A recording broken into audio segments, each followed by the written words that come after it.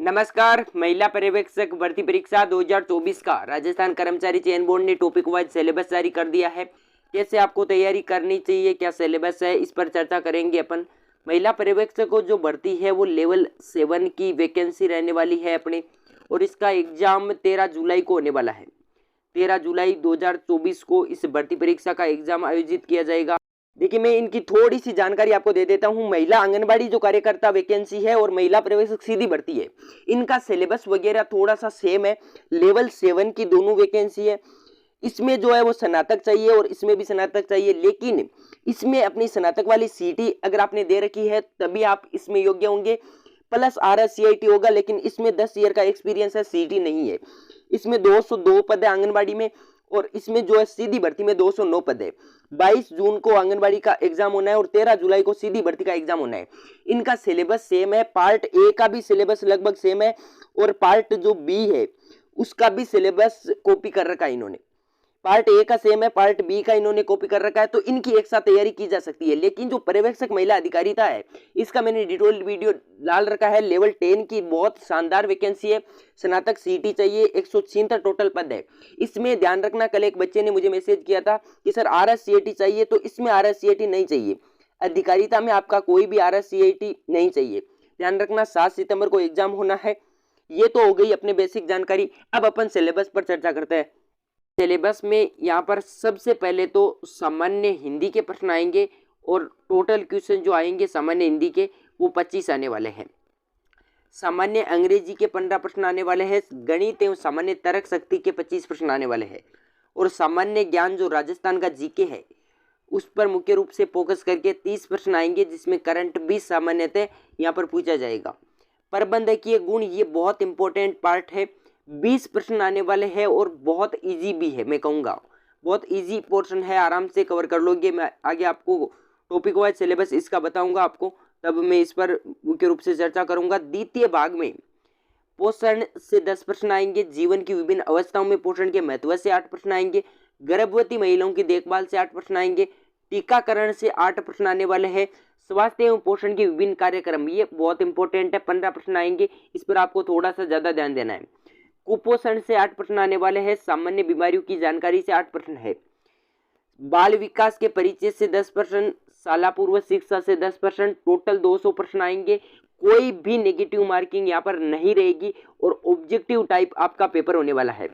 The paper will be graduation standard, यानी कि graduation level का आपका पेपर आने वाला है। पेपर को हल करने के लिए आपको 3 घंटे का समय मिलेगा। इसमें यहाँ पर टॉपिक भी दे रखे हैं, जिसमें जैसे अपन बात करें सामान्य हिंदी की, तो पूरी की पूरी हिंदी व्याकरण यहाँ पर दे रखी है। साथ ही सामान्य अंग्रेजी जो जनरल इंग्लिश है उसके पूरे के पूरे टॉपिक दे रखे हैं।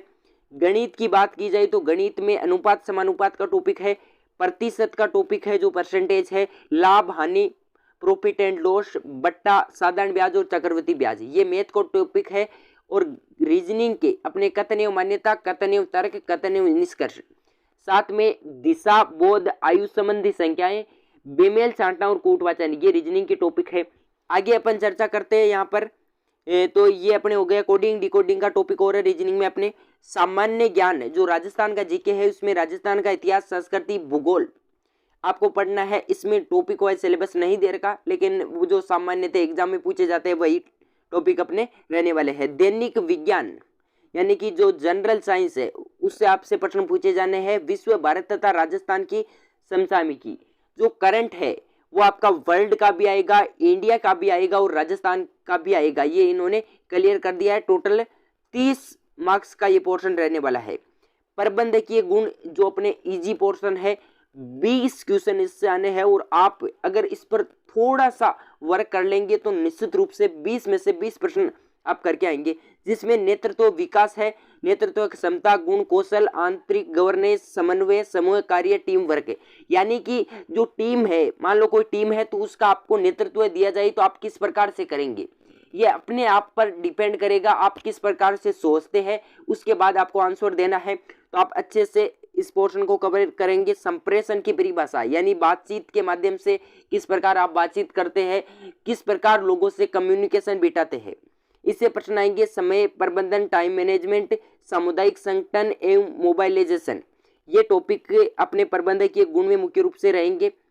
आगे यहाँ पर द्वितीय भाग में ये सारे टॉपिक दे रखे हैं, आप लोग देख लेना। शिवराज बिंदा ऑफिशियल नाम से टेलीग्राम चैनल है, उस पर मैं ये सारा सिलेबस डाल दूंगा। ठीक है, अब अपन आगे बात करते हैं। मैं आपको बताना चाहूंगा, आप में से बहुत सारे अभ्यर्थी ऐसे होंगे जो सीटी 15 गुना की लिस्ट का भी इंतजार करेंगे।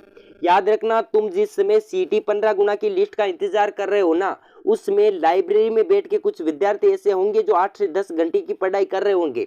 और जो अभ्यर्थी 8 से 10 घंटे की पढ़ाई कर रहे हैं वही अभ्यर्थी इस भर्ती परीक्षा में सिलेक्शन लेके जाएंगे, क्योंकि सिर्फ 209 पद है और ये अभ्यर्थी इन्हें मिल जाएंगे। तो आपकी कतई जरूरत नहीं है, अगर आप अच्छे से मेहनत करोगे तो सिलेक्शन लेके ले जाओगे। बाकी इसको विभाग की कोई जरूरत नहीं है आप लोगों की। अगर मैं बात करूं तो अगर आपने सीटी की अच्छे से तैयारी की थी तो आपने हिंदी भी पढ़ी होगी, साथ में आपने जीके भी पढ़ा होगा, साथ में बात करूं तो मैथ भी आपने पढ़ी होगी, और बात करूं साथ में तो आपने इंग्लिश भी पढ़ी होगी। तो ये पोर्शन तो आपके कवर है। मुख्य रूप से जो फोकस करना है वो आपको पार्ट बी पर करना है। इनका साथ साथ में आप रिवीजन करते जाओ और पार्ट बी पर फोकस करोगे, निश्चित रूप से आप बेहतर कर जाओगे।